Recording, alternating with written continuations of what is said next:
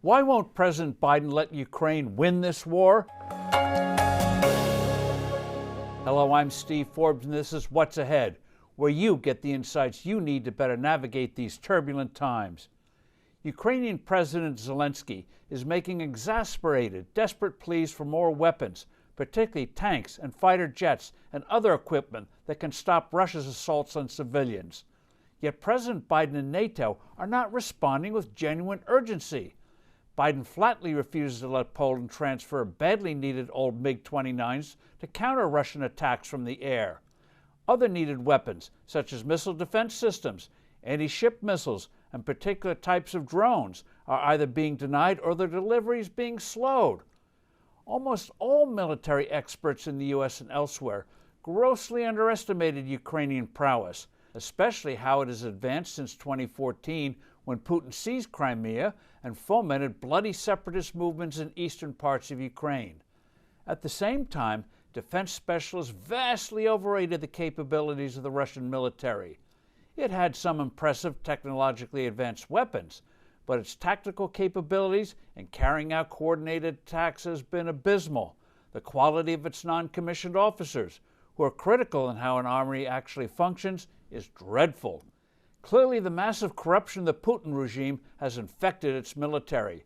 As one analyst pointed out, you can't build a first-rate military when leaders are busily feathering their nests. These massive miscalculations by experts in intelligence services are blinding them to the fact the Ukrainian forces could beat the Russians and drive them out of their country. The reality of Ukraine still hasn't fully permeated the Biden administration. The Russian bombardments of cities and towns and the deliberate killing of civilians is born of desperation.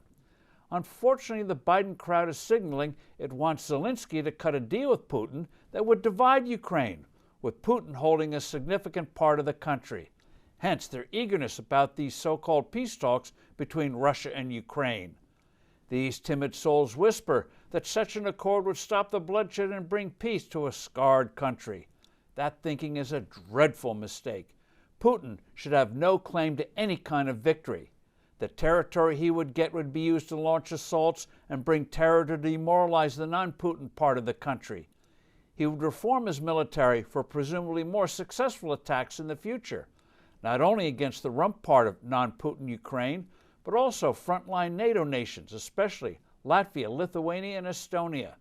Such a shameful outcome would tell Beijing, Iran, and other authoritarians that even when the free world enjoys an advantage, as it now does in Ukraine, it will eventually wilt if the bad guys don't fold. It would make the world more unsafe, more hostile to liberal ideas of democracy and freedom. A clear-cut Ukrainian victory would be a victory for all who treasure liberty. For once, Biden should shed his lethargy and make it a resounding U.S. goal: total victory in Ukraine. Given the tools, the Ukrainian people would achieve just that. I'm Steve Forbes. Thanks for listening. Do send in your comments and suggestions, and I look forward to being with you soon again.